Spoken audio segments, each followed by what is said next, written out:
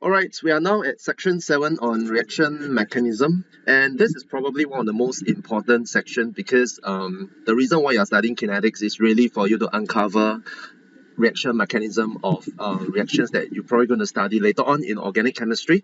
Not to say inorganic chemistry do not have a mechanism, okay, they do have, but it tends to be a lot more complicated than organic mechanisms. So normally in H2 curriculum, you will not encounter them much. Okay, so first of all, right, I think we need to understand a little bit about chemical reactions that you have learned since secondary school.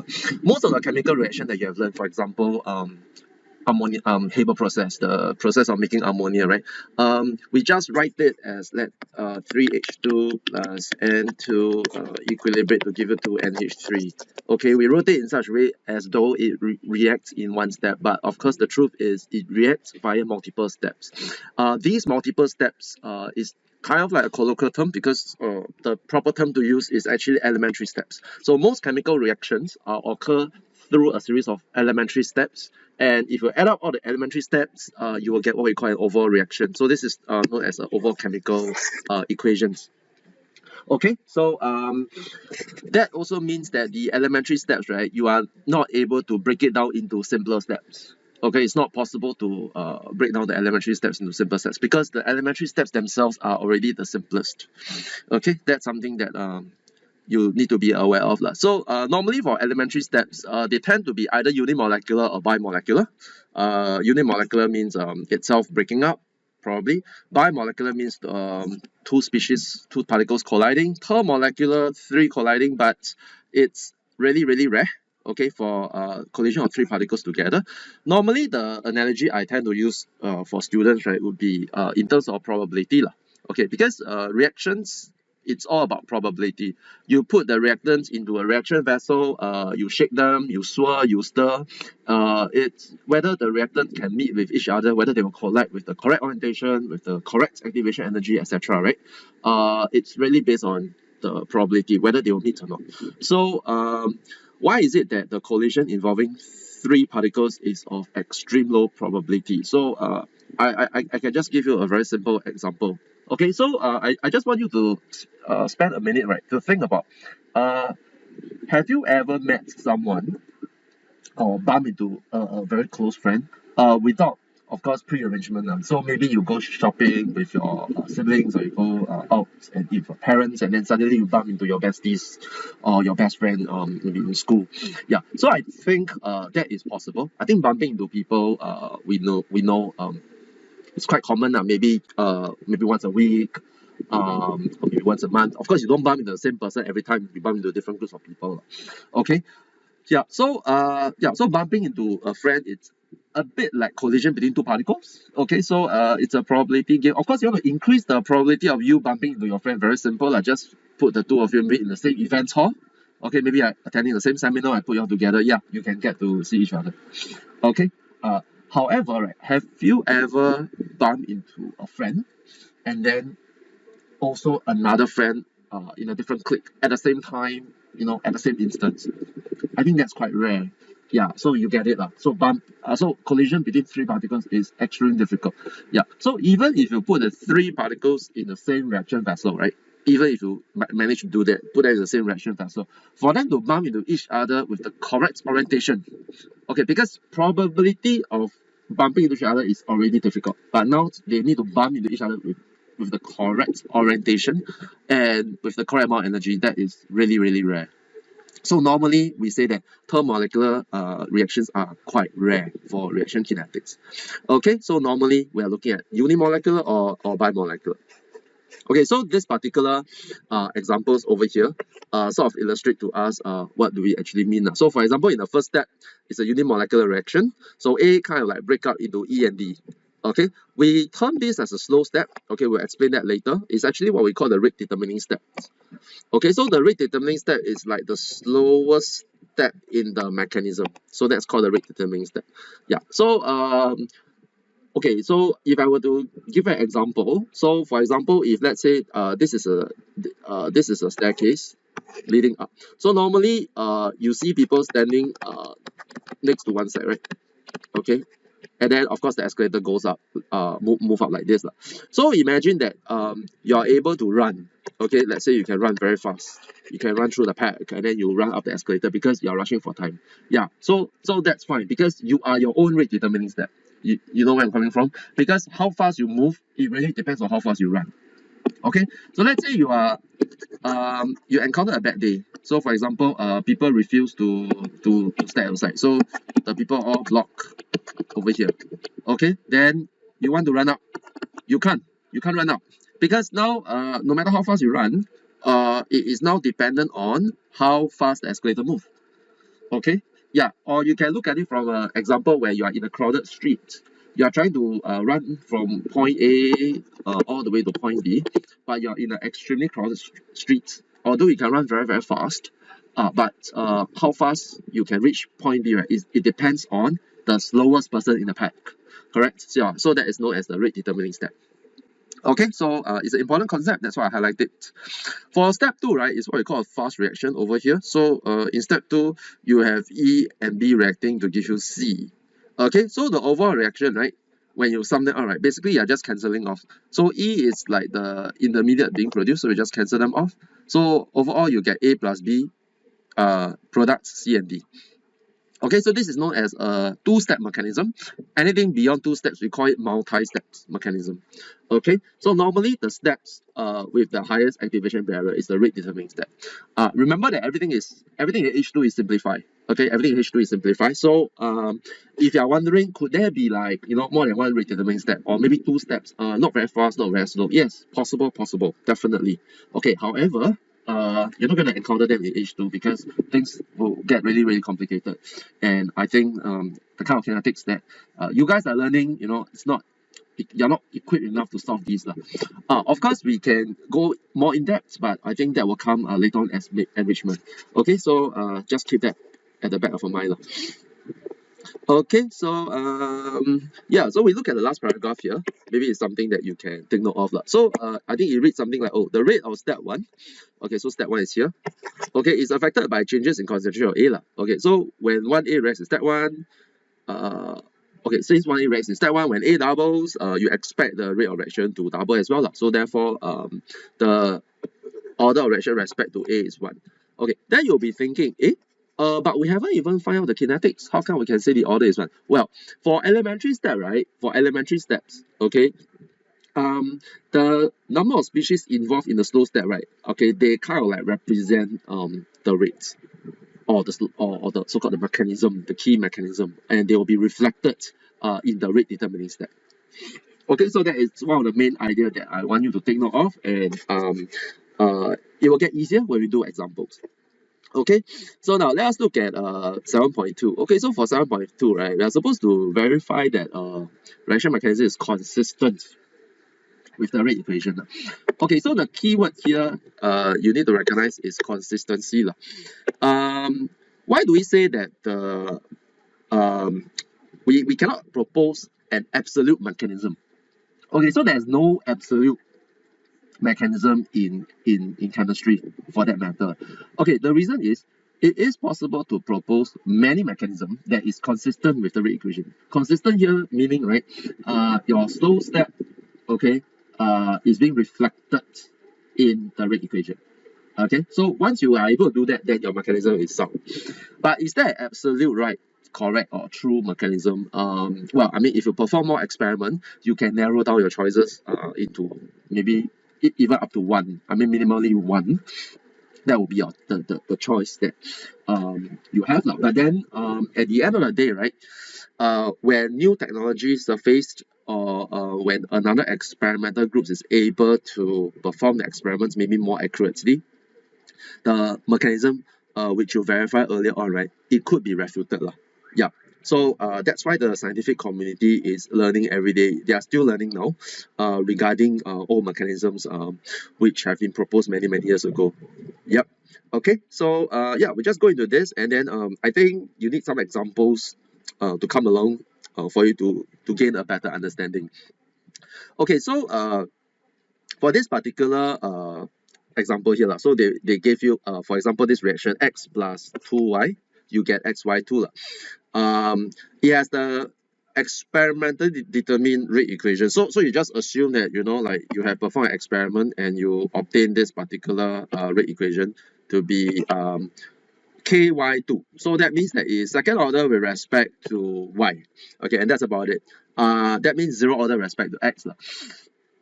Okay, so in that case, right, would you expect mechanism 1 to be correct or mechanism 2? Yeah, so since this is reflected in the rate equation, right, so I would expect the slow step to involve two species, or in that case, two atoms, or even two molecules of y. So straight away, right, I will look for a slow step with 2y. Yeah, so mechanism 2 seems to satisfy that. You get what I'm trying to say? Yeah, because if it's reflected in the rate equation, right, then it has to appear here. Yeah, you cannot use mechanism 1 because mechanism 1 shows you that in the slow step it involves one x and one y, but this is not reflected in the rate equation. So this is what we meant by consistency. If you propose mechanism 1, then the professor or your audience will say that it is not consistent with the rate equation. So please go back to the drawing board. You notice that for both mechanism, right, when you add up the two equations, so you add up the two equations, you will end up with the overall reaction.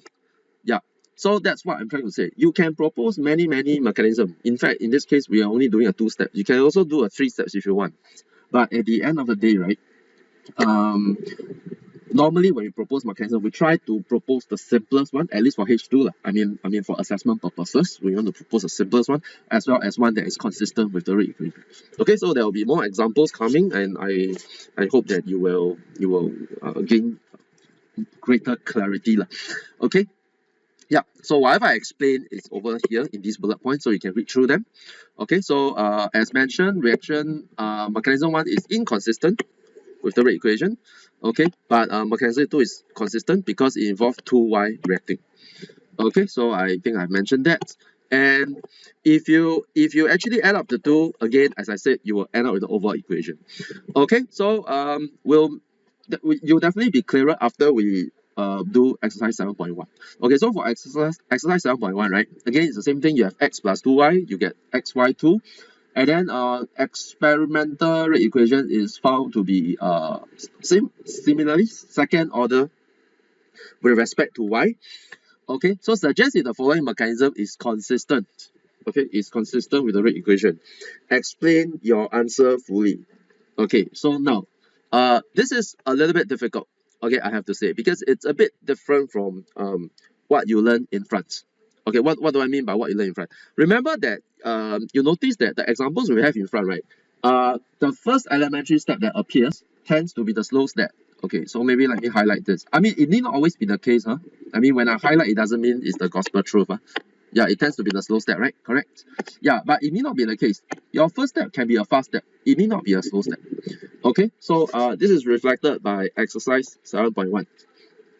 Okay, now let us take a look. Okay, so suggest if the following mechanism is consistent with the rate equation. So first of all, right, let us just write a very simple rate equation now. So for rate equation, right,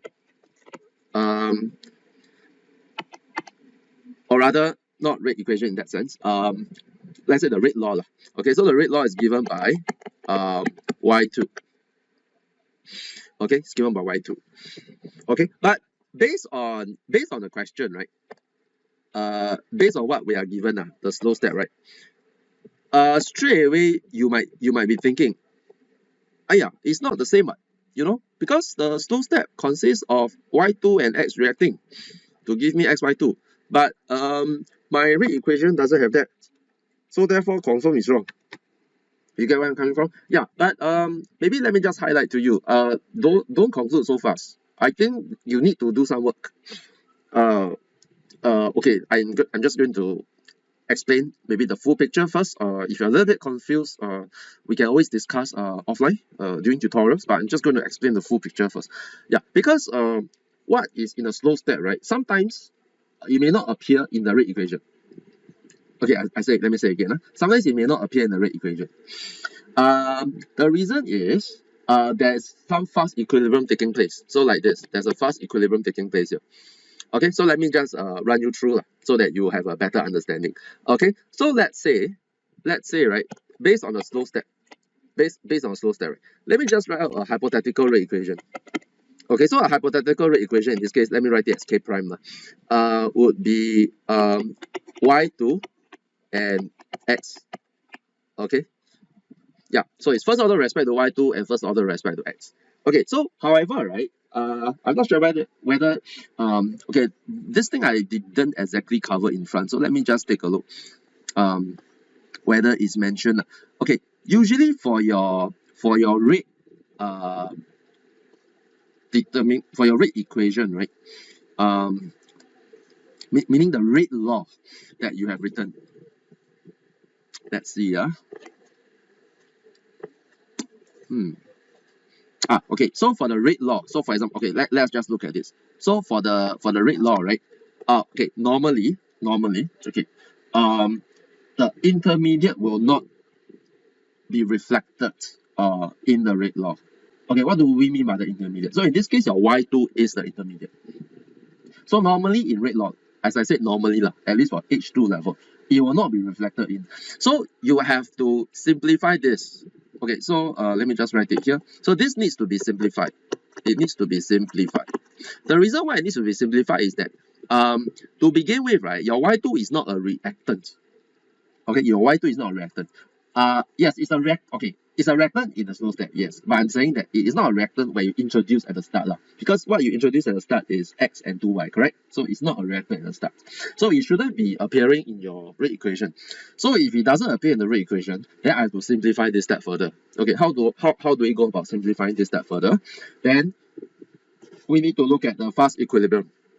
Okay, so this will cost me, okay, to introduce you something that you're going to learn in chemical equilibrium, but you're not going to learn it at least in reaction kinetics yet. So I hope it doesn't confuse you. So in chemical equilibrium, right, you will be able to write an equilibrium expression. Okay, so a big K, we call this a big K, right? So this is a equilibrium constant. Okay, so this is an equilibrium constant. Okay, so in this case, for the first step, right, let us define the big K, the equilibrium constant. So the equilibrium constant is actually the concentration of the product, which means the equilibrium amount of the product, divided by the equilibrium amount of the reactant, okay, to the raised to the stoichiometric coefficient. So in this case, it's 2. So therefore, right, from this expression, I can simplify it to the concentration of Y2 is actually the equilibrium constant multiplied by Y to the power of 2. Okay, now let me just highlight this. Did you recognize that this portion, right? Okay, I can actually substitute it into here. Okay, so if I perform the substitutions, I will be able to get rates is equals to K prime big K, that's the equilibrium constant, okay, and then Y2 X. Okay, so this is the actual rate law, which is second order with respect to Y and first order with respect to X. Okay, so this is the actual rate law. Of course, you'll be thinking, what is this? What is K prime K? Okay, so eventually, you will not be able to compartmentalize the term. So normally, you will end up with something called K experimental. Okay, and then Y2 and X. Okay, and do you notice one thing? The overall reaction, the overall order is actually third order. Second order and first order. Okay, but you do not propose this as the rate determining step, right? Correct. You do not propose the RDS to be x plus 2y slow to get xy2, correct? You don't propose this, right? And the reason why you don't propose this, I have already explained to you earlier on. The reason is because the termolecular reaction is highly unlikely. So it's over here. Termolecular reaction, yeah. Collision between 3 particles is highly unlikely. So normally, if you end up with a rate equation which turns out to be, or which appears to be overall third order, right? Try not to propose a termolecular reaction. Okay, try not to. Okay, usually it will involve a fast equilibrium, okay, of the species having the second order term. So in this case, is Y. Okay, can. So just something that you can look at. Of course, if you read your lecture exercise answer, I think they do not explain it mathematically. Okay, they do not explain it mathematically. What they simply what they are trying to explain is essentially what I've show you mathematically, but what they're trying to say is that because right, your slow step actually involve one equivalent of y2 colliding with one equivalent of x. Okay, and obviously this cannot be the rate equation. However, y2 actually came from two equivalent of y. Yeah. So therefore, right, as a proxy, right, the slow step should kind of involve like two equal of y and x, but obviously it doesn't happen as 2y and x together, but 2y give you y2 and then y2 collide with x. Okay, so in that case, it is not consistent because the rate equation is simply showing you y2 lah. Okay, another way you can argue, right, would be, oh, the rate equation show us two equivalent of y colliding in the slow step, but this is not the case reflect in our rate in the mechanism being proposed. So therefore, it's not consistent. Yeah, so there are actually several ways for us to attempt this question. So it's really up to you how you want to go about working on the problems. Yeah. Okay. Yeah. So next we go on to another exercise 7.2. Yeah. So this might be easier or more difficult, right? I mean, it depends. Okay. So in this case, the question is which suggested mechanism is consistent with the experimentally determined rate equation. Okay, so in this case, I think you have seen enough of this. So your experimentally determined rate equation is second order with respect to NO and first order with respect to H2. Okay, so over here, did you notice that in the slow step, it actually involved two NO and H2 colliding? Well, I mean, I know you will say it's improbable, but in this case, we are just supposed to choose the best option, right? Yeah. So in this case, yep. So it involved two NO and the H2 colliding to give me N2O and H2O. Okay, that's a slow step. What about the fast step? So the fast step involves an NO and N2O colliding with a H2 to give me N2 and H2O. Okay, so the first mechanism, the first option seems to be okay, right? But of course, we have to also check that when the equation add up, right, it's something that is sound. So let us just try to check whether they add up to be something that is sound. So when we add them up, we get this cancel off, and I think that's about it. Okay, I think that's fine lah. So you get 2NO plus 2H2. Yeah.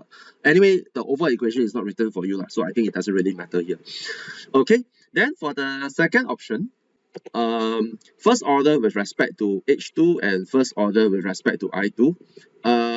This is definitely not being reflected because the slow step only involve H2. So therefore, option 2 is incorrect. For option 3, it involves one first order with respect to HBr and first order with respect to oxygen. The slow step here actually involves two molecules of HBr and one molecule of O2, so definitely not consistent as well. Yeah, so with that, then I will only be choosing option 1. Okay, as my answer. So yeah, so that's the key to exercise 7.2. Alright, next we'll be looking at predicting order of reaction from a reaction mechanism. Okay, so the first mechanism we are looking at will be mechanism 3. You realize that the Br in bromoethane, right, is being replaced by the OH minus. And then in the process, you form an alcohol and then the Br leaves as a bromide. This kind of reaction, you will learn it in JC2 under organic chemistry. Okay, I just give you a preamble of what it is. It is like, it's known as nucleophilic substitution. Okay, it's called nucleophilic because your OH minus is an electron-rich species, so behaving like a nucleophile. Substitution because the Br is substituted with an OH minus. Okay, yeah, so you realize that reaction kinetics allows you to understand some of the reaction that you learn in organic chemistry well. Okay, yeah. Okay, so in this case, right, you notice that the rate determining step, there's only one step here. So this is the only step that you are looking at in the mechanism. And you have one bromoethane molecule reacting with one OH minus ions. Okay, so that's why over here is written as the coefficient of bromoethane and OH minus in the rate determining step are both 1. Yeah, so because they collide together in the rate determining step, which is of course the slowest step in the whole reaction, we can easily write down the rate equation as rates is equals to rate constant, and then bromoethane to the power 1 and then OH minus to the power 1. Yeah, so this is clear cut. Yeah, it is easy to write the rate equation when your slow step is the chemical equation. Yeah, so I don't think most of you will find difficulty in doing this. Yeah, what is difficult is when you have more than one step. Okay, so typically one slow, one fast, or two fast, one slow. Okay, or like in mechanism 5, you have a reversible fast step. Yeah, so that needs some pondering over. Okay, so we'll move on to look at mechanism 4. So for mechanism 4, if you look at the first step, is actually the slow step. So this actually involves NO2 and fluorine colliding to give you NO2F and of course a fluorine atom. Okay, some of you might be wondering, how do I know that it's actually a fluorine atom? Okay, it is actually not too difficult to actually look at it from the chemical bonding perspective. So in chemical bonding, you know that your nitrogen, right, in NO2 is actually a radical. Okay, so it has a radical center. So which means it is one electron short from its ideal noble gas configuration. And then for fluorine, right, it has the octet configuration. So it looks like this. Okay, so with the single electron there, and then fluorine, you have a full octet for both F. Yeah, so if they were to react in this way, yeah, so you would expect the fluorine, right, to be bonded to the nitrogen.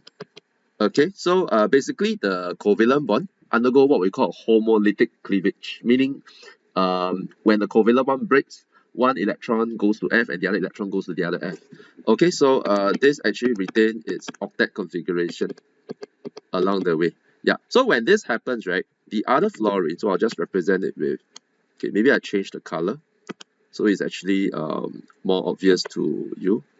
Okay, so the other fluorine, right, will then come out as a fluorine radical, which looks like this. Okay, so this is what we are trying to say. We're trying to illustrate. Yeah. Okay, so this is a slow step. And why is it a slow step? Well, I mean, you know that NO2 is quite stable on its own. If not, it wouldn't exist for a long period. And then fluorine molecules is stable as well. And then in this particular slow step, you are kind of like forcing the reaction to take place and generate fluorine atoms. Yeah, so the reaction is kind of like reluctant to take place. So that's why it's likely to have a high activation barrier. Okay, then in step 2, you realize that the fluorine radical that is formed, maybe just let me circle it. Yeah, so this fluorine radical that is formed, right, will rapidly react with another NO2, okay, to give you NO2F. Yeah, I think we can easily understand this because to begin with, your NO2 is relatively happy on its own, but the fluorine radical is very, very reactive. So you would expect them to react very fast. Yeah, so remember earlier on, if a reaction involves two radicals, right, it is likely to have a low activation barrier. And I think this is shown by over here, okay, which is a fast step.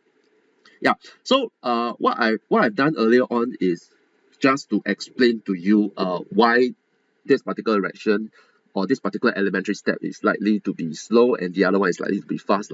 But I haven't answered the question on how do we actually come up with the rate equation. Okay, of course, to come up with the rate equation is not too difficult because you know that your slow step over here, right, actually involve the reactant itself. So the reactant itself is NO2. You have one NO2 and one F2 molecule. So therefore, you would expect the rate equation simply be a rate constant. I think it's written here. Multiplied by concentration of NO2 to the power 1 and F2 to the power 1. I think it's pretty straightforward. And then when you add the two equations up, right, you will cancel off the F, and then this is the overall reaction. Okay, so if your rate determining step involves the reactant itself, I think it's straightforward. Meaning when you write out your rate equation, it is simply the reactant to the respective power. Of course, there are other things to consider lah. I mean, you don't want to propose a rate equation that is thermolecular, etc. But I think we'll go into that as we progress forward. Yeah, because half the time, when you try to draft a mechanism or when you try to draft a rate equation, I think you also have to factor in factors such as whether the reaction can take place or cannot take place appreciably, etc. So I think we will not maybe discuss too much about this at this stage. Okay, so next we'll look at mechanism 5. So for mechanism 5, right, yeah, so mechanism 5 is a little bit more challenging. Okay, it's a little bit more challenging. Okay, I think before that, I think we must be satisfied that mechanism 5, when you add both up, right, you will get this overall stoichiometric equation. So so when you just add them up, the NO3 will be cancelled off. Okay, then you get 2NO and O2 to get 2NO2. So we must first ensure that this is correct. Okay, so let me just delete this. Okay, so when it's correct, right, the next thing we are looking at is that you notice that the slow step is actually step 2, which actually involve the intermediate NO3. Yeah, so some of you might be wondering, how come the slow step is involve the intermediate? How is that possible? Well, I mean, there will be many instances when you get such situation coming into play. So I think you just have to bite the bullet and move forward and try to come up with a plausible rate equation. Okay, it is really not too difficult because earlier on we have given you one examples. Okay, so maybe I just move forward. I mean, move back a little bit. Yeah. So in this case, once you have a fast equilibrium, right, you need to come up with this particular equation over here. Okay, and you need to illustrate it using the equilibrium constant. So equilibrium constant, in order to avoid confusion, I think previously I put it as a capital K, right? Yeah, so in our case here, maybe to further avoid confusion, maybe I'll just put a capital K with a subscript C here. Yeah, so I think it differentiates it from the rest lah. Okay, then moving forward, we'll just continue with step 1. Okay, so we will try to draft a expression first, but some of you might be wondering, why do we actually need to draft a expression involving the equilibrium constant? Okay, we need this because let's try to write out a rate equation. Okay, so our rate equation in this case will be rate equals to rate constant multiplied by NO3 to the power of 1 and then NO to the power 1. So it's like first order with respect to NO3 and then first order with respect to NO. Yeah, but we quickly recognize that NO3, right, is actually an intermediate. Okay, so an intermediate shouldn't appear in the rate equation. Yeah, so we need to re-express NO3 in terms of our original reactants. So in this case, it will be NO and O2. Okay, then how do we go about doing that? Well, I mean, again, do the same thing. So we attempt to write out an equilibrium expression. So that will be Kc equals to concentration of NO3, okay, divide by concentration of NO, and then O2. So remember that to write out the equilibrium expression, right, it is products divided by reactants, okay, equilibrium concentration of product divided by the equilibrium concentration of the reactant raised to the appropriate power. The appropriate power is actually the stoichiometric coefficient. Okay, and then we rearrange this particular expression. So we'll get NO3 equals to Kc, NO, and then O2. And then we will substitute this whole chunk into the NO3 here. Okay, and then you notice that we'll end up with rate equals to K, and then we have a Kc here. Okay, and then NO. But take note that we have another NO here. Okay, so in this case, the NO will be squared and then multiplied by O2. Yeah, you notice that it is overall third order. Okay, however, right, when you propose the mechanism, you definitely will not propose 2 NO and 1 O2 colliding at the same time. Remember that a third molecular reaction is highly unlikely. Okay, so yeah, with this, I hope you will not find it too challenging to come up with the rate equation. Yeah, because I've shown you the step in deriving it. Yeah, I think on the next page, in your lecture notes, it's written as essentially what I've mentioned, but then it's not exactly I mean, just written in words and sentences. So maybe after hearing from me, I don't know, it will be a bit clearer. Okay, then maybe another thing that comes into your mind is, hey, actually, how does NO3 looks like? Because didn't we know NO3 as NO3 minus, etc. Yeah, I don't think you need to be bothered too much by it, but we can actually propose a hypothetical structure of NO3 since you guys learn about chemical bonding lah. So let us try to do that. So we know that NO, right, is a radical. How do we know that NO is a radical? Well, I mean, nitrogen has 5 valence electrons, oxygen has 6. Yeah, so there's no way that NO can have octet configuration. Yeah, so NO will have a radical center. Then what about oxygen? This oxygen. Okay, so oxygen will be the usual octet configuration, then probably looks like this. Okay, so with the usual nice arrangement. Okay, then how would you expect them to react? Oh, okay. If you remember one of the tasks I gave you, consolidation task in the class, right? Do you remember this peroxynitride radical? I don't know whether you remember lah. Okay, so it's likely that our NO here, sorry, not NO, I'm talking about. It is likely that the nitrogen here, right? Okay, so let me just color it. This particular nitrogen, right, will form a single bond with one of the oxygen. Yeah, and then one of the OO pi bond will break to give you a radical. Okay, so to make it clearer, let me just erase the highlighted portion. Okay, so maybe I will just erase this dots. Maybe let me just put the dots here so it's clearer. And then I will erase this pi bond. Okay, so after I erase this pi bond, right, it will form a new bond. I'm going to write in red over here. So this is a new bond that is formed. And of course, when it forms the bond, right, this electron is gone. Okay, and then the other electron will go here. Okay, so yeah, so this is the species that is likely to look like NO3. So of course, it's a radical as well, but it's a radical at the oxygen center. Okay, so for those of you who wants maybe a simple introduction to arrow pushing, which anyway you're going to learn in organic chemistry, but over here I can roughly introduce to you. So if you want a simple introduction to arrow pushing, right, let me just zoom in a little bit more, right. Okay, so originally, right, I have a pi bond here. Okay, so I have a single electrons. Okay, so if you want a simple introduction to arrow pushing which depicts the movement of electrons, right? Yeah, so I just share with you that if you have a fishhook arrow, an arrow like this, and ends off with, okay, so a full arrow will look like this. Can you see? This is a full arrow. So this represents the movement of a pair of electrons. Okay, so so electrons will move from this end to the other end. Okay, so this is a lone pair lah. Yeah. If I have a fish hook arrow like this, okay, that represents the movement of a single electron. Okay, so let me just erase this part. Okay, so that I can draw this in. Yeah. So okay, maybe I should erase this so to give it some space so that you can see the whole process. Okay, so I'm just going to put my oxygen relatively far away, maybe here. Okay, and then the dots here, and then the dots here as well. Okay, so I'm going to show you how the arrow is going to push. So this pi bond, right?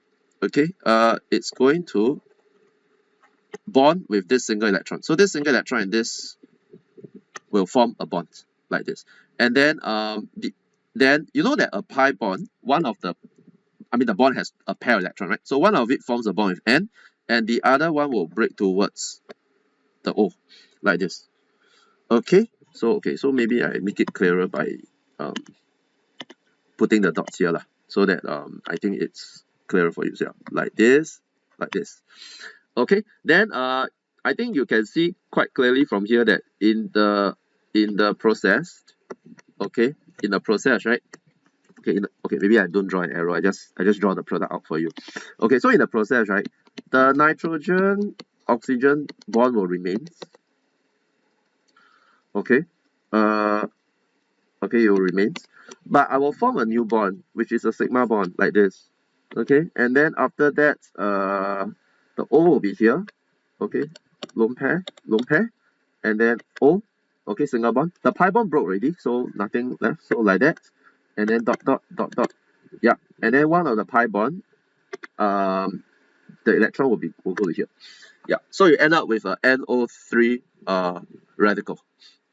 Okay, yep. So I hope this gives you a quick introduction to maybe what you're going to expect later on in organic chemistry when you're supposed to represent the flow of electrons using the appropriate curly arrows lah. So these are called curly arrows.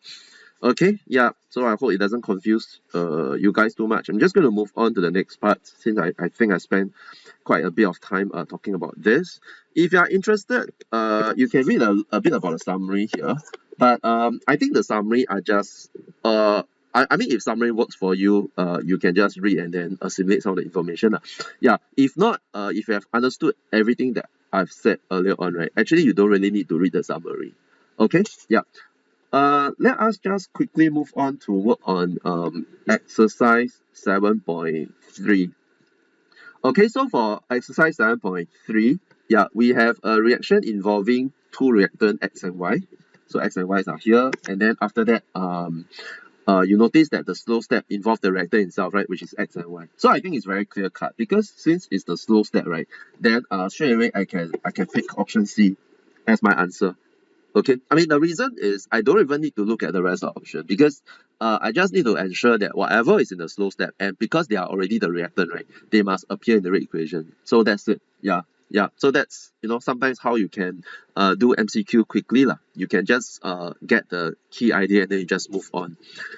And then the next part we are going to look at will be part B. Okay, so for part B, we have the reaction between nitrate oxide NO and oxygen. Okay, it's one of the reaction involved in atmospheric pollution. Okay, so yeah, some details given. And then they told you about the kinetics studies. And then, of course, here the first step, okay, it's a fast equilibrium forming N2O2. Yeah, so again, if you are interested from the chemical bonding perspective, how does N2O2 looks like? Okay, again, it's not very tough because you know that for NO, right, you have a radical at the nitrogen center. Yeah, so it's a fast equilibrium. Because the two nitrogen being radicals, right, they will really love to combine to give you the octet configuration. So in this case, you can easily understand why it is a fast equilibrium because I'm going to end up with something like this. Okay, so I put in the lone pair is just for electronic bookkeeping purposes, so that it's easier for you to understand why the single electron of the lone pair is gone if that ever happens lah. Okay, so yeah, this is a fast equilibrium, so it's a fast equilibrium. Okay, so of course you know that I mean from earlier on, like if it's a fast equilibrium, that means that N2O2 being in the slow step in our next part, right, it shouldn't appear in the rate determining step. Yeah, so if N2O2 shouldn't appear, then I will expect 2NO lah. So I will choose those with the 2NO, which is here. Okay, I will not choose this. Yeah, because remember, intermediate should not appear in the rate determining step. And of course, or rather, it should not appear in the rate equation. Okay, and then we have fast equilibrium. Yeah, and then we have oxygen. So the oxygen comes in. Yeah, so I will pick option C. Yeah. So actually picking the options can be quite easy if you have a full grasp of the concept. Yeah. So that is why I said that if you want to move on to JC2 and to ensure that you are pretty good in your organic chemistry, just make sure that your foundation in kinetics and energetics are sound. If they are sound, then usually you will not have big issues in doing these topics. Okay, yeah. So we have a page here that talks about some of the experimental techniques to verify mechanisms. So there are two techniques being used to verify postulated mechanism. I'll just briefly run you through. A more detailed appreciation you'll probably need to take on an advanced course in chemistry. Yeah, I mean I'm quite frank in this because these are really not in your directly in your syllabus. But of course, it can come out in some form of database question where you are given some information and then you are supposed to answer the question following those information. Okay, isotopic labeling will be covered in H3. So if you are interested in H3, you want to do a little bit more, then yeah, you can consider taking it in JC2. Okay, so I'll just quickly go and discuss what exactly is isotopic labeling. Yeah, so okay, this is something that you are probably familiar with from in secondary school lah. So you have an ester here. So this is actually called an ester. Okay, so an ester can undergo a reaction known as hydrolysis. So meaning it can be broken up to give you carboxylic acid and alcohol. Yeah, but most of the time we don't know where the O comes from. So there are two potential sites where the bond can break. It can either break here or it can break here. Yeah. So if it breaks here, then it will give you this. Yep. And if it breaks the other way around, then you're going to end up with a labeled carboxylic acid. Yeah, so scientists is trying to study like where it will break lah. Yeah, so they need to label one of the oxygen with isotope. I mean with one of the oxygen isotope that is radioactive lah, and then they can detect it. Yeah, so that is the purpose of isotopic labeling lah, in case you are a bit confused. Why do we need to do that? Okay, yeah. This might not be so crucial, or I mean, it doesn't have much implication in reaction kinetics lah. So basically, the isotopic labeling is to verify which is the key bonds being broken. So it helps a little bit more in the mechanism aspect rather than in the kinetics aspect. The kinetic isotope effect, in this case, it will have implication on the kinetics aspect. Okay, so we're going to discuss a little bit more about it. Okay, so for the kinetic isotope effect, right, the main thing is we will label or we will exchange hydrogens with deuterium. Okay, the sole reason is because the carbon deuterium bond is actually more difficult to break than the carbon hydrogen bonds. As to the reason why, you can go and find out about it. Okay, yes, got to do with the force constant between the two bonds lah, but I will not discuss it here. Okay, so that means that if the CH bond is broken in the rate determining step, right, then you would expect the rate constant to take on a smaller value lah. Okay, in that sense. Yeah, so maybe I just give you a quick example into this reaction, although you're going to learn it in organic chemistry at the end of the year lah.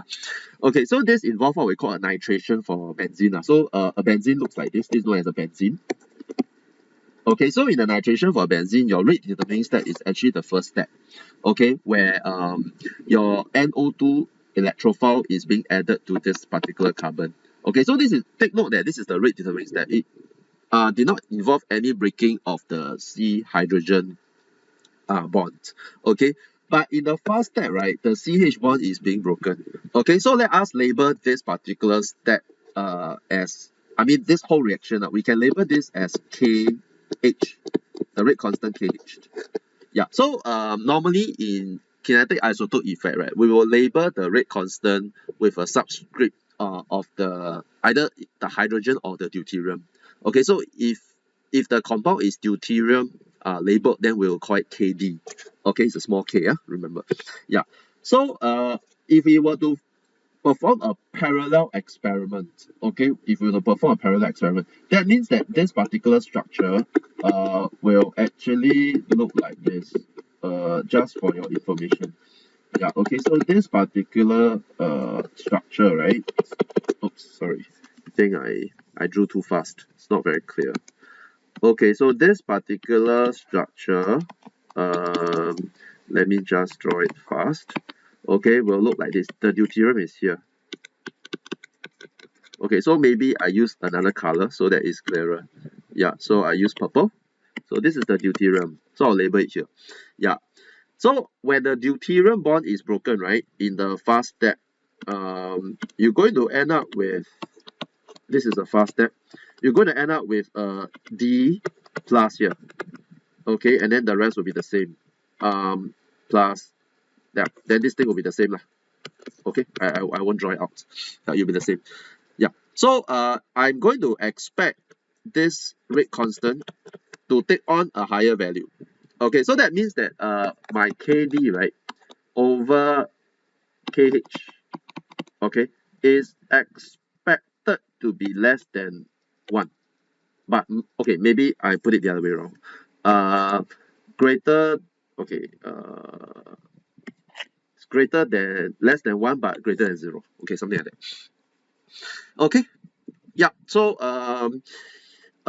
you'll be asked, you might ask, will we be tested on this? Yeah, I mean, there were some instances when a JC set a prelim questions, I mean JC2 lah, on kinetic isotope effect. But not to worry, because all you need to do is just to answer the question accordingly lah.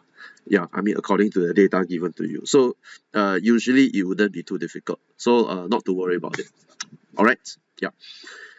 Okay, finally we are at section 8. Actually, there's one more section. There's a section 9. Okay, so yeah, so we are at section 8 now. Okay, so section 8 is on factors affecting rates of reaction. Yeah, so I'm just going to quickly run you through some of the key points. Okay, so there are two factors, of course, the collision frequency. So that means the probability of an effective collision. Normally you can increase this by either increasing the pressure for the case of gaseous reactant or the concentration. Yeah. Remember that chemical reaction is a probability game. Yeah. So basically they do not have a mind of their own. You put reactant in the system in the hope that when the system gets agitated, so they move around randomly, right? Then some form of reaction will take place. Okay, but of course, they must as you learned earlier on, they must collide with the correct orientation and the minimum amount of energy. If not, they will just bounce off as billiard balls, similar to billiard balls. And then for the second bullet point, of course, they need to have sufficient energy to overcome the activation barrier. Okay, so of course, one way is to increase the energy of the system by increasing the temperature. Okay, yeah, so I've kind of briefly covered 8.1. Okay, this. And then there's a little point here that you might want to take note of lah. So it is possible for the order of reaction with respect to reactant to be 0. So the concentration need not appear in the rate equation.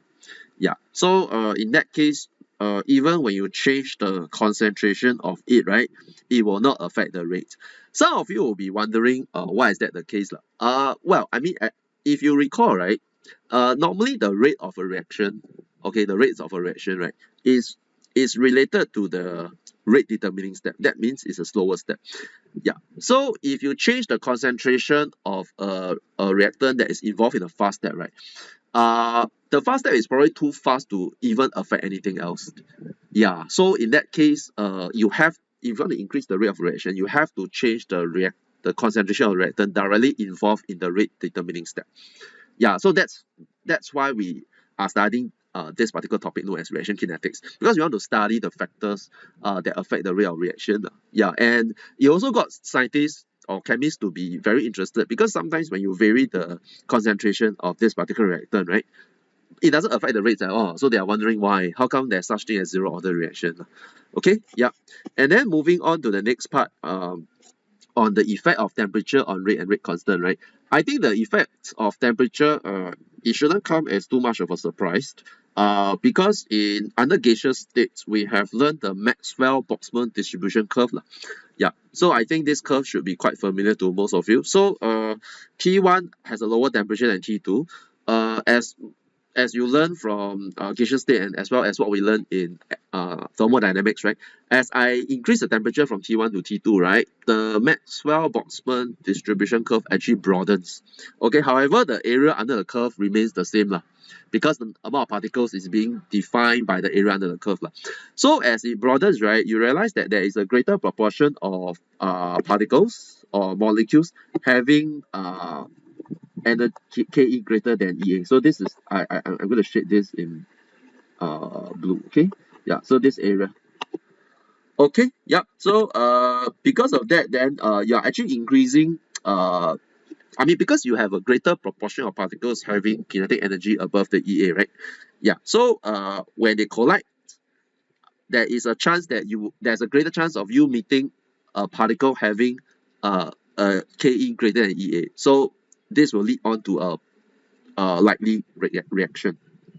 Yeah, so as I said earlier on, all chemical reaction is related to probability lah. So if you want to increase the rate of reaction, you need to increase the chance, okay, of maybe an effective not only an effective collision, because you want to increase the chance of effective collision, you work on the pressure for gaseous reactor and you work on the concentration. But you also want to fine tune the energy. So if I want reaction to take place, I need to make sure that when they collide with in the correct orientation, they must also have sufficient energy. And I do that by increasing temperature. But I cannot keep increasing the temperature. I hope you all can understand why. You cannot keep increasing the temperature. Because if you keep increasing the temperature, right, then you are running into a risk of other side reaction taking place.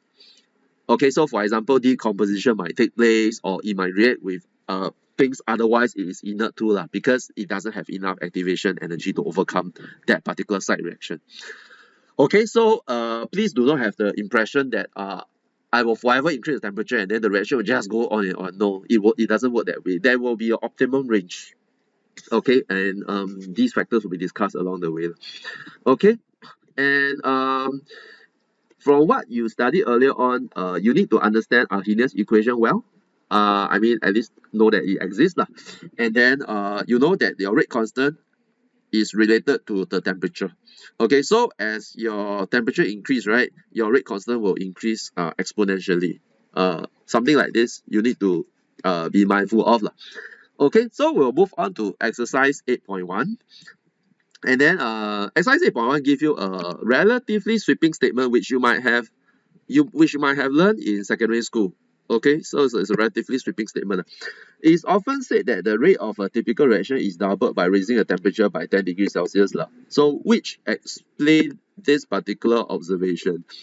Does it increase the average energy of each molecule? Well, I mean, it doesn't increase for every single molecule. Yeah, it really depends. So remember that your curve actually broadens. Yeah, but it is not true that every molecule increases. Okay, I mean, it could be a remixing of the system. Okay, then raising the temperature doubles the velocity. So again, I don't think it has any bearing as to why does the rate increase. Yeah, because remember, temperature is intimately related to the Ke. Yeah, I think this curve serves as a good reference point.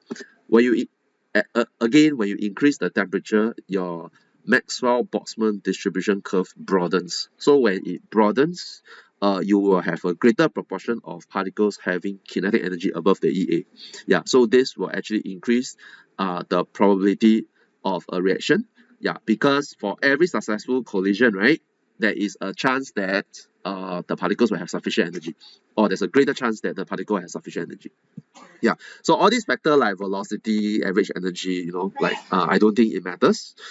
I mean, it matters, of course, but what is the key ingredient here? Yeah. Then raising the temperature by 10 degrees Celsius doubles the number of molecular collision in a given time. Okay, so is it true that it doubles the number of molecular collision at a given time? You can't really tell by this, because I don't think you can easily tell by the fact that when you increase temperature, then the collision will double. Because remember, collision is a probability game. Yeah.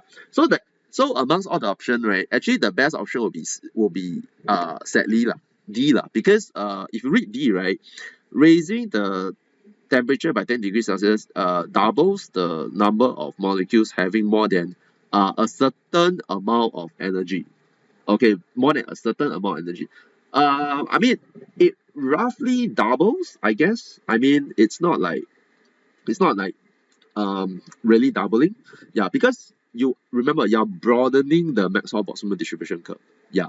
So in this case, right, when the curve gets broadened, then there will be a greater proportion. I think I shaded here. But of course the proportion, right, is to be honest with you, it's not exactly 1:2, because it really depends. Yeah, but in this case, this will be amongst all the options, this will be the best option here, because it is giving you a statistical flavor.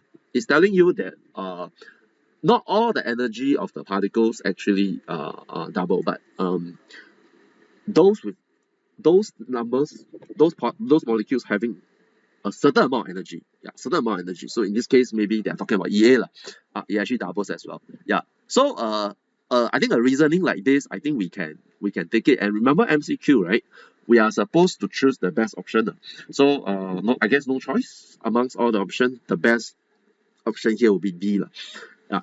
For those of you who are interested, which I can maybe do a small derivation here if you wish to, right? If you are interested, why is it that why is this statement true? Actually, this is kind of like a sweeping statement.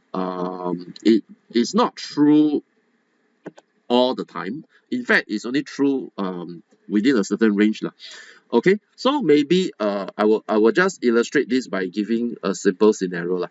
So let's say, right, let's say I increase the temperature, okay, from 300 Kelvin, okay, to 310 Kelvin. Yeah, so that's an increase in 10 degrees Celsius, right? Okay, so what I'll do here is I will use the Arrhenius equation. I will put K310 over K300. Okay, so Arrhenius equation. Okay, I will equate this to E to the power of minus. Okay, sorry, there's an A term here. Okay, sorry, let me just rewrite this. Okay, so there's an A term here.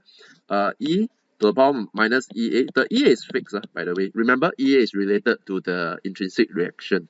Okay, so you cannot change the EA by increasing or decreasing temperature. Okay, divided by RT lah. So in this case is 310 R.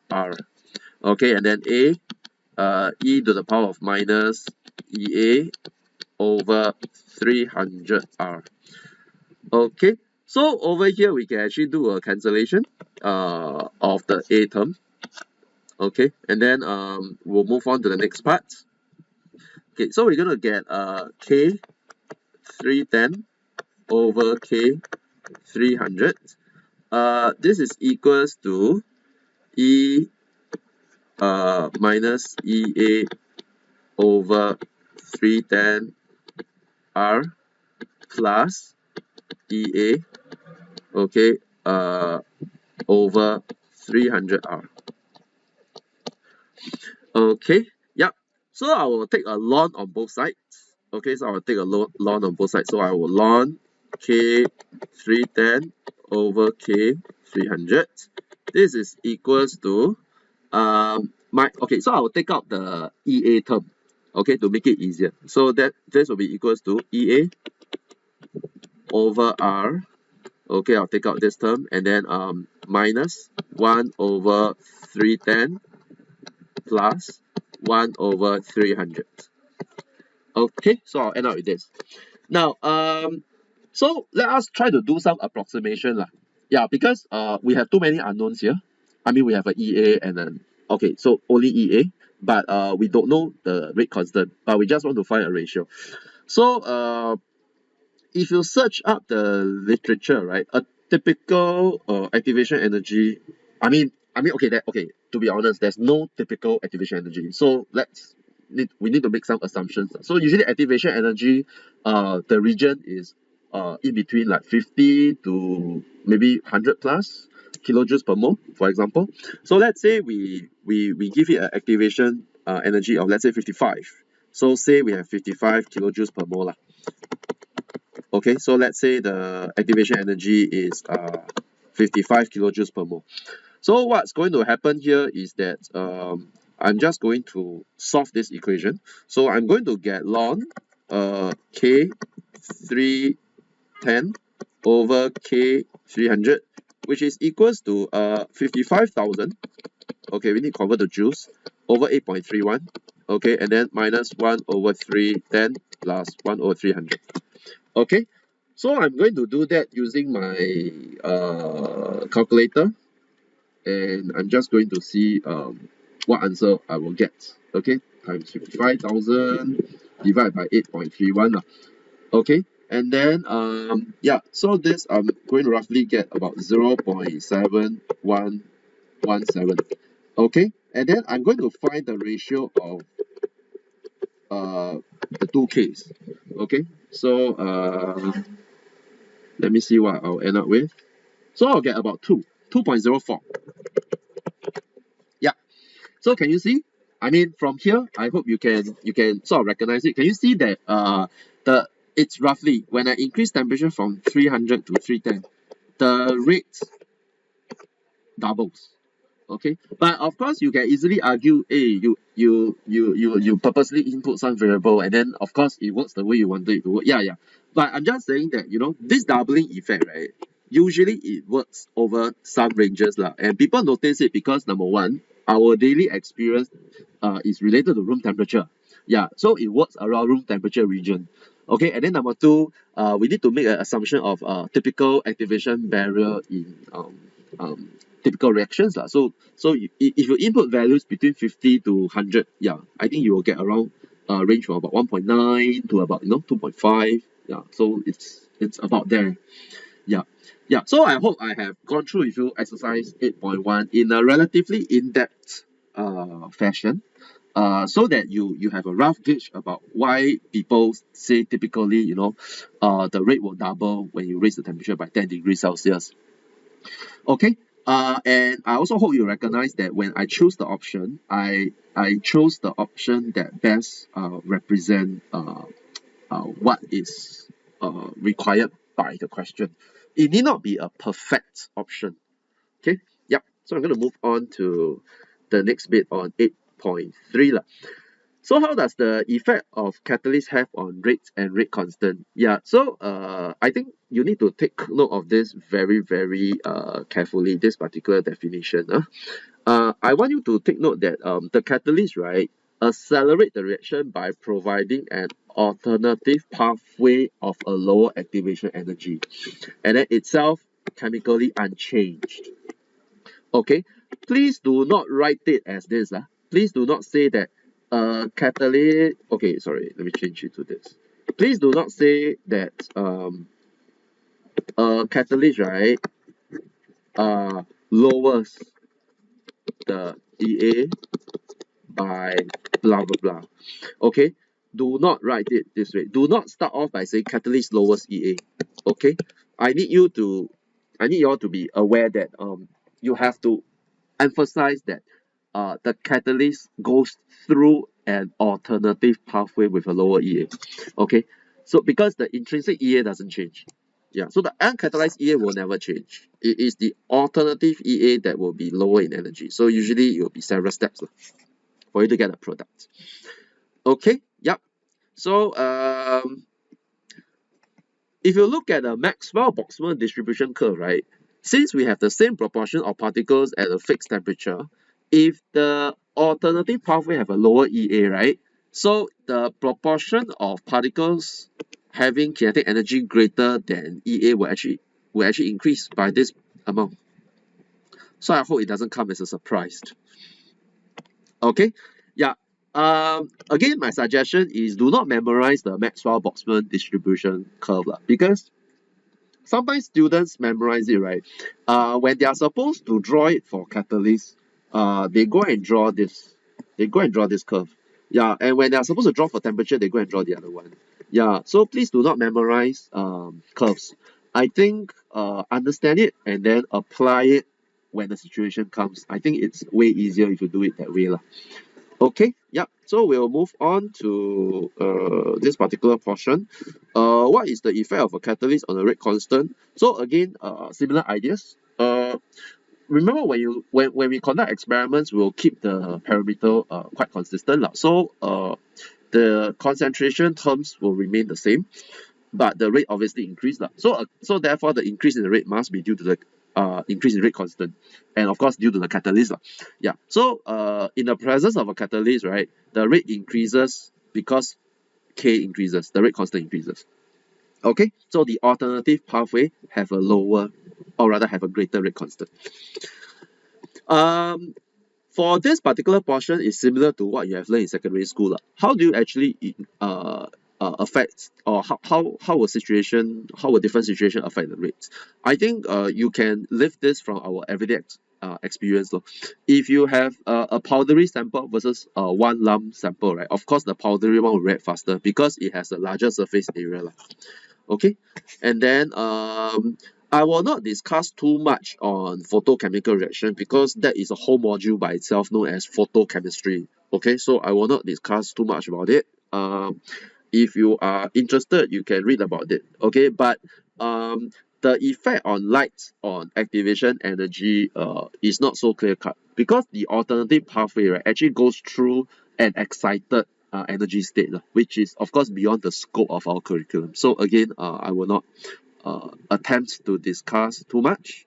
Yeah, but you probably just need to know that normally lights will accelerate a reaction because it will do something to the system. Uh, Maybe the most clear-cut one I can tell you will be for chlorination.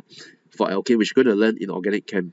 Because for chlorination of alkane, right, the light actually breaks up or cause the chlorine to become chlorine radical. So the presence of the chlorine radical, right, will move the reaction forward because it will cause the CH bond of the methane to break, etc., etc. Okay, so once we reach there, then I think we can discuss further. Yep. And we have an exercise 8.2 here. It's a typical questions you're going to get in your exams. Yeah. So we have the energy profile diagram of the reaction with and without catalyst. So the one with the catalyst one, of course, is the lower one. So E2 is the EA for the one with the catalyst. E1 is without the catalyst. Yeah. So I already said that. So one is correct. The enthalpy change will be over here. So this is delta H. Yes, so if you want to get an enthalpy change, then you need to take minus E3 plus E2. So essentially that's 2. Okay, enthalpy change will not be reduced by catalyst. Okay, remember this, because enthalpy change only affect how you reach the activation barrier. Okay, so 1 and 2 correct, so that will be option B. Alright, then we will move on to the final part on catalysis. Okay, so for catalysis, there are two kinds which you need to be familiar with. One would be homogeneous catalysis, where they are in the same phase as the reactants. Then another one will be heterogeneous catalyst, where they are in different phase from the reactants. Okay, so there's a third class on its own is known as enzymes. These are biological catalysts. So most of you studied some form of bio, so you are probably familiar with that. Of course, the huge difference between enzymes and the other catalysts is that enzymes tends to be sensitive to pH and temperature. Okay, because they are biological in nature. Okay, so they can undergo reactions when the temperature changes drastically. Okay, we call that denaturation. Some of you might also be wondering what exactly do we mean when we say same phase and different phase. I think the simplest example I can illustrate will be oil and water. I think we have done that for chemical bonding. You'll notice that between oil and water, right, there is a line that divides the two components. So that line means what we call a phase boundary. Okay, so things in the same phase means when you dump them together in the same medium, right? You do not kind of see them anymore. I mean, inverted comma anymore, which means they dissolve and then they are reacting with the solvent as a platform for them to dissolve in. So we call that in the same phase. Yeah. So of course, the classic example would be this, the iodination of propanone. So you notice that the propanone is aqueous, iodine is aqueous. Of course, H plus is in aqueous medium, and then you have aqueous, right? So they are all in the same phase. So we will call H plus a homogeneous catalyst. Okay, yeah, and homogeneous catalysts, they will be involved in the rate determining step as well. Yeah, so please do not be surprised by that. A common misconception is that a catalyst do not appear in the rate determining step. That is wrong. Okay, so for homogeneous catalysts, because they are intimately involved, they should appear in the rate determining step. For heterogeneous catalysts, right, usually involve solids. I think you have learned that in secondary school under organic chem. We call that catalytic hydrogenation. So we use hydrogen with nickel or palladium or platinum catalyst to accelerate the hydrogenation for alkenes lah. So we call the solid palladium or platinum a heterogeneous catalyst. Okay, yeah. So because solid do not have a concentration, why do they not have a concentration? Because they are one big piece, so with a fixed density. So in that case, they are not included in your rate equation. They tend not to be included. Of course, there will be a situation where it gets a bit more complicated, but usually you will not encounter them in H2 lah. Okay, so for homogeneous catalysis, usually the mode of action is the fact that the catalyst actually react with the individual components separately. Okay, so I will illustrate it using this particular examples involving iodide and peroxyl disulfate. So iodide with peroxyl disulfate, right? You realize that when they react, you will give iodine, of course, but then iodide is negatively charged. Peroxyl disulfate is doubly negatively charged. So although the reaction is quite favorable thermodynamically, right, but the activation barrier is likely to be high because the light charges actually repel each other in the course of collision. Yeah, so we expect the activation barrier to be high. So in that case, we tend to add in, say, a catalyst to accelerate this particular reaction, which will take place, of course, instantaneously. So you realize that your catalyst, right, actually react with, okay, so in this case, I added iron 2, right? So the iron 2 actually gets oxidized by peroxyl disulfates. And then the iron 3 that is produced, right, will actually then oxidizes iodide to give you iodine. Do you recognize that? So in that case, right, the iodide and peroxyl disulfate do not react directly.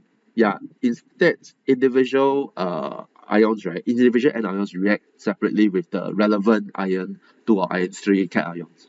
Okay, but the overall equation is the same because your iron 2 is being regenerated in the course of the reaction. Okay, yeah, so when we want to represent it in the energy profile diagram, right, we'll represent the alternative pathway like this. So like this and then like this. Okay, it definitely has a lower activation barrier because the reaction is likely to be accelerated by electrostatic attraction between negatively charged ions and positively charged ions. Yeah, so likely to have a lower barrier. And of course, the reaction, okay, then from an energetics perspective, the reaction between iron 2 and peroxyl disulfate must also be spontaneous. Yeah, so that is where energetics can come into the picture to help us understand why. Okay, yeah. If we go on to exercise 9.1, I think the answer is quite obvious because basically you just need to rewrite this in the opposite manner. Yeah, so instead of step 1 having iron 2 reacting with peroxyl disulfate, because I'm using iron 3, my step 1 reacts with iodide instead, and then the iron 2 generated will then react with peroxyl disulfate. Okay, so I'll leave that to you all to go and find out how to go about doing this. And then, of course, for the modes of homogeneous catalysis, right, it can also involve gases. So in this case, my NOx, what we call the nitrogen oxides, will then catalyze the formation of SO3 in the atmosphere. So you oxidize sulfur dioxide to SO3. Yeah. So how does it occur? Well, I mean, you notice that the NO2 actually transfer one of the oxygen over. So I will not attempt to use chemical bonding now because if you want to do it, you can do it on your own. Yeah, I've illustrated it earlier on in section 7. Yeah. So so it will actually transfer the oxygen over. And then in the process cause SO2 to be oxidized to SO3, and then after that the NO will then be oxidized by atmospheric oxygen to give you back NO2, and then the process will continue. Of course, the overall reaction is simply SO2 reacting with half equivalent O2 to give you SO3. So do you recognize that a balanced chemical equation itself actually don't tell us much, like how the reaction took place. correct? I mean, it can be a super complicated reaction, but then it just doesn't help us much lah. So it is therefore important for us to understand kinetics so that we can study why reaction take place the way it does lah.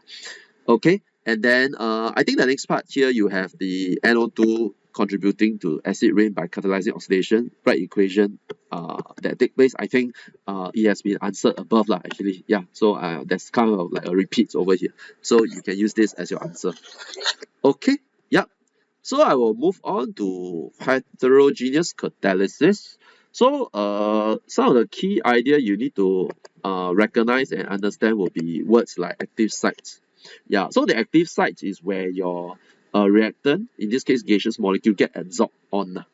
And then of course I need a large surface area because when there are more active sites, when the reactant get adsorbed on the surface, right, your reactant is kind of like stuck there. So they have no choice but to interact with other reactants, potential reactants, and then this kind of like accelerate the reaction because you are forcing the reactants to be adsorbed on the surface, and that increases their concentration per unit area. Okay, so typical catalysts, I think you have learned them in your H. No, sorry. You might have encountered that in secondary school. So typical examples include finely divided iron for the Haber process. Okay, I think Haber process in secondary school you learn it as under the part of reversible reaction. And then the contact process used to be in the secondary school syllabus, but I think it's taken out. You use vanadium oxide. And then earlier on, I mentioned about the catalytic hydrogenation of alkenes. So you use either nickel or platinum. You can also use palladium. And then in catalytic converter, to remove oxides of nitrogen, CO, and unburned hydrocarbon, you can use a mixture. Usually rhodium is the one. Yeah, so if you read out on newspaper, right, you realize that rhodium is actually more expensive than gold. Yeah, so rhodium is actually a very expensive metal. Yeah, because it is widely used in the catalytic converter. Okay, and so it doesn't. I mean, it is also quite rare. I think you can just Google the amount of rhodium that we have in our natural environment. Okay, yeah, then the next thing we're going to look at is over here. This is just an example of a catalytic hydrogenation of alkene used in the conversion of inedible oil, vegetable oil to edible margarine. Okay, so you realize that when the alkene comes in, there's a surface of nickel catalyst, right? So there are these hydrogens that get adsorbed on the surface. So these are weak covalent bonds being formed. And then when your alkene comes, right, it also forms this weak interaction.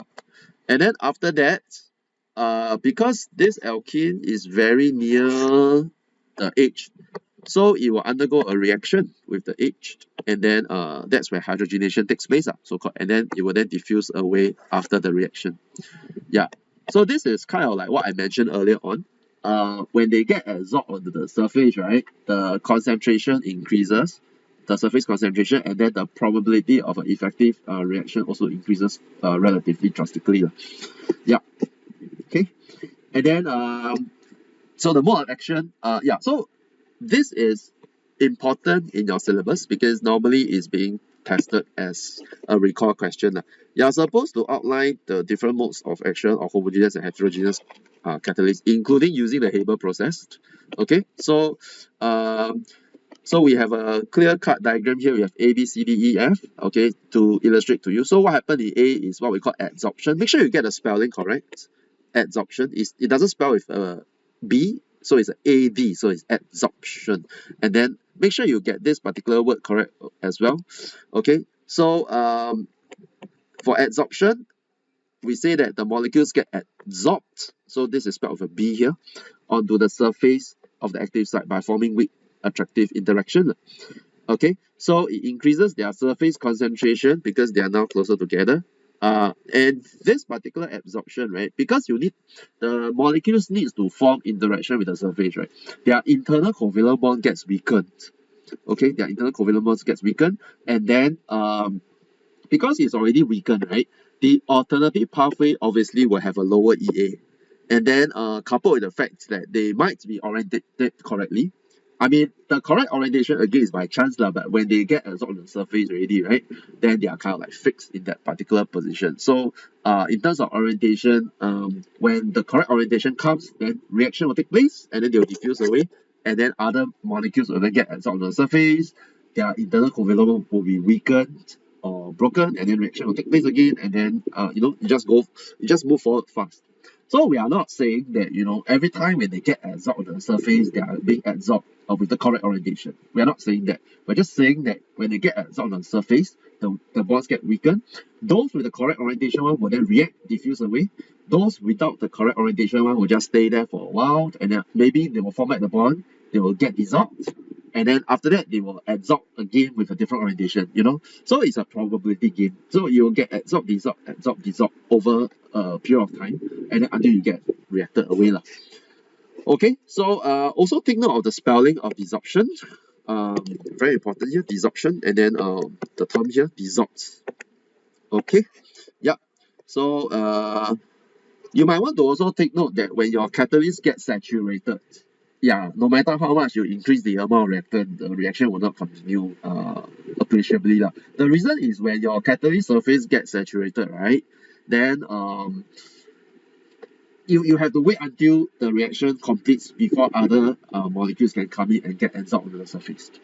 Okay, so yeah, and then I think later on we have a graph for you, so we can discuss that later. The application of heterogeneous catalyst will be catalytic removal of harmful gases. Yeah, so this is also part of your learning objective. So students tend to miss this out. So you might want to read out a bit more on the catalytic removal of oxides of nitrogen in the exhaust fumes. Okay, and take note how they are being removed. So NO is being removed as nitrogen gas because it helps to, it reacted with CO to give you CO2 and N2. You have no choice but to release CO2. That is like the lesser of the two evil. There is no way you can remove CO2 in that sense. Okay, CO2 removal is another whole lot of discipline. Okay, it can also help to oxidize CO to CO2. Okay, so these two, please sort of remember it, and then it will help to oxidize your hydrocarbon to CO2 and water. Okay, so those unburned hydrocarbon, it will be removed as CO2 and water. No choice. Okay, so take note of this, and then take note of the products. Okay, and you might not be in the, all of you not most, all of you are born after the year 2000. You probably have not heard of leaded petrol. So in the past, petrol are being added with lead, but not lead per se. They are added with something called tetraethyl lead. So the tetraethyl lead, right, actually helps to stabilize the petrol to prevent pre-ignition. Yeah, so meaning before you start your engine, all this, it will not just burn on its own. Okay, but of course technology advances, so we don't need lead anymore. Yeah, and nowadays the petrol is called unleaded petrol. Okay, I think since the middle 90s or the late 80s we call them leaded. Unleaded petrol. What is the advantage of unleaded petrol? Okay, because number one, right, the lead actually reduces the activity. If not, it destroys the catalyst. Okay, it destroys the rhodium catalyst. So so lead will actually get cluttered in between the rhodium catalyst surface. Yeah. Okay, in addition, right, lead is also a pollutant, and it will affect brain development especially in children. Yeah. So if you read a little bit more about it, there has been cases of lead poisoning in quite a lot of countries, especially developing countries. Yeah. So that's why a lot of countries in the world in the past, 90s, they pushed towards having unleaded petrol. Okay, yeah, so we'll move on to exercise 9.3. Okay, so for exercise 9.3, I think it should be pretty straightforward. Let's take a look at it. Okay, so catalytic converter converts harmful gases from the exhaust systems of a car into carbon dioxide, nitrogen, and water vapor. Which processes takes place in the catalytic converter? Okay, so CO and hydrocarbon reacts together. No, we didn't see this earlier on, right? So this is of course nonsense. Carbon monoxide and NO reacting together, yes, it gives us CO2 and N2. And then platinum and rhodium catalyze redox reaction. Yes, it's definitely correct because what's their role? They actually catalyze all this reaction, right? So it's involve reduction and oxidation. Yeah, so definitely these are redox. Yeah, so answer will be C. That will be the most obvious choice. Okay, this last part, right, on autocatalysis. Students again tend to miss them out because they are the last part. Okay, but it's actually pretty important because a lot of times, right, it likes to be tested, especially in practical settings. Okay, so let me just illustrate what exactly is autocatalysis. I think you can tell from the name now. So basically, the product catalyzes the reaction itself. So in this case, in the reaction between permanganate and ethane diolate, right, the product Mn2 plus actually catalyzes the reaction. Yeah, so that means that you expect at the start the reaction to be very slow. Then after that, when Mn2 plus is being produced, then it will be accelerated. Okay, I think this is seen from this graph lah. So we have concentration of reactant against time. You realize that at the start it's very slow, so the slope is gentle. So this is like a sigmoidal curve. Okay, so you can look at the gradient here, you can look at the gradient here. So it's very slow. Then after that, it gets very fast. Okay, so the gradient will increase. So there's an increasing gradient. Okay, up to the inflection point. So those of you interested in mathematics, you call it inflection point, right? And then after that, the reaction will then slow down. So it will have a decreasing gradient. Okay, eventually it will stop. Then you'll be wondering, right? I produce more and more product. Then how come the reaction slows down? Well, it shouldn't be a surprise because my reactants actually decreases as well. So with decreasing reactant, right, no matter how much catalyst I have, it is limited to how much reactant I have to begin with. Yeah, so reaction will eventually slow down along the way. Okay, then maybe one little thing I can share with you would be in a practical setting, right? Is it possible for us to test you on this reaction and ask you to draw the curve? Yes, the answer is yes, it is possible. So I just want to share with you a little bit of tip and of course some of the little things that will be asked of you from you to do in the practicals. You realize that permanganate and ethane diolate is a titration that we can easily ask you to do. And of course, if we want you to study the autocatalysis, right? How we can easily ask you to put in these two reactants together and then pipette them out at relevant intervals, and then after that, use a titration method, maybe using H2O2, right, to determine the amount of permanganate that remain in the system. Yeah, but you also notice that in order for you to plot out a sigmoidal curve like this, right? We cannot ask you to do the reaction at equal interval, meaning we cannot ask you to do a pipetting at equal interval.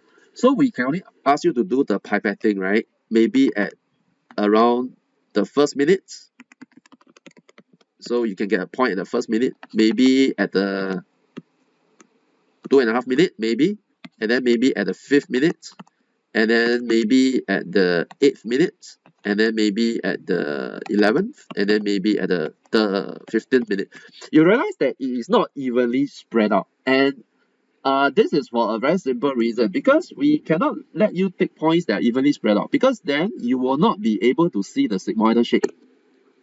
Okay, then you might draw a straight line or even a normal curve, or likely that you might draw this kind of curve, or maybe you might try to force a best fit.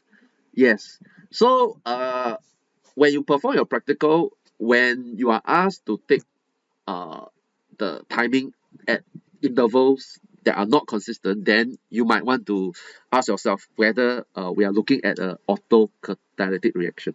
Okay, of course, it's not always the case, but just something that you might want to think about it at the back of your mind. Okay, so we have an exercise 9.4. Which curve is obtained if the rate of reaction is plotted against time for an autocatalytic process. So as you have seen, the rate of reaction actually increases, then after it will decrease. So definitely those showing tapering off one cannot be. Okay, I think C will be the best option because you'll reach a maximum rate at some point and then after it decreases. Okay, so I will choose option C. Yep. And then enzymes are biological catalysts. Okay, so therefore they are affected by pH and temperature. I think I talked about it earlier on. There's a lock and key model which I think you have studied, some of you have studied in biology. So basically, enzyme and the substrate will come together to form what we call an enzyme substrate complex. And then your enzyme substrate complex will then it will be a rate determining step to give you the product. Okay, and this binding is also quite strong, yeah, in the substrate lah. So this is the lock and key model that we're talking about, and of course there are new models. There are much better models now lah, not no longer the lock and key. So I think it's called the Mozart model, where the substrate can come in and then the enzyme can change the shape to accommodate the substrate. So that might be a better a model that you are working. I mean, I think it's taught to you in your biology syllabus. Yeah. One little thing that you want to take note of is that enzymes are highly substrate specific. So if it's only meant to break a certain bond, it will just break that certain bond. Okay. Other things will not. I mean, other kind of bonds will not be broken, or even substrate with that kind of bonds, that specific bonds, but they have different components. Okay, it will not be able to interact with the enzymes as well. Yeah. So one important thing you might want to recognize about these biological catalysts is that not only are they highly specific, they are also highly efficient. So they tend to have very low activation barrier. So the reaction tends to take place very, very quickly. Okay, so we tend to, if possible, we tend to use them, I mean, abstract them from organism to be used in industrial processes. Okay. And then, yeah, these are some examples. I think you can see it from here. So for H2O2, catalyzed reaction, the activation barrier is about 76 kilojoules per mole. If you use platinum, it's about 50, but if you use catalase, it's only 8. So catalase really make it make the reaction goes very fast, very quickly. Okay, and okay, so finally, there's a relationship between substrate and rate of enzyme catalyzed reaction. So you can see that it's quite similar to what we have in the catalytic hydrogenation or the Haber process earlier on. So it depends on the surface concentration. So your substrate, okay, I mean your substrate will diffuse on the surface, and then it will be catalyzed by the enzyme. So it tends to be first order kinetics. So it's first order with respect to the concentration of the substrate at the start. Okay, but as more and more substrates gets attached to the enzyme, the working of the enzyme will now depends on how fast it can perform its catalytic role. So if I have a beyond a certain concentration of substrate, right, then it will be more of zero order kinetics over here. Okay, yep. So I think it's being described here. So first order at the start, high substrate concentration, zero order. Yeah, so I think there's a point mentioned. To further increase the maximum rate of reaction, the concentration of enzyme has to be increased. So I need more enzyme to provide more active sites so that the reaction can go much faster if we want to. Yeah. Okay, we have a final question. Exercise 9.5. So again, I think we can just lift the points here for our answers. So at low concentration of maltose, okay, this is a substrate. So first order with respect at the low concentration, high concentration will be independent.